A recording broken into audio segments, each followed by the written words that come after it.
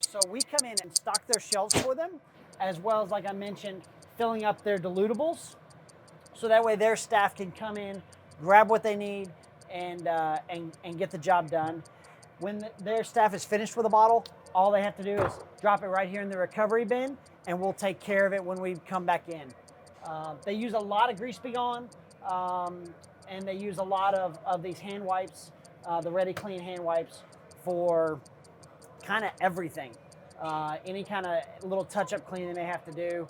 The 999 Citrus is great for residues that they may have to. And then Shark is a great product. Sometimes they get a film on some of the interior metal that they need to get off. So that's a great product. They can just spray it on and then let it sit, 5-10 minutes, and then just wipe it off instead of having to get out mechanical polishers and stuff to clean up that metal. So it's one of the things that again, we use to kind of solve an issue for them.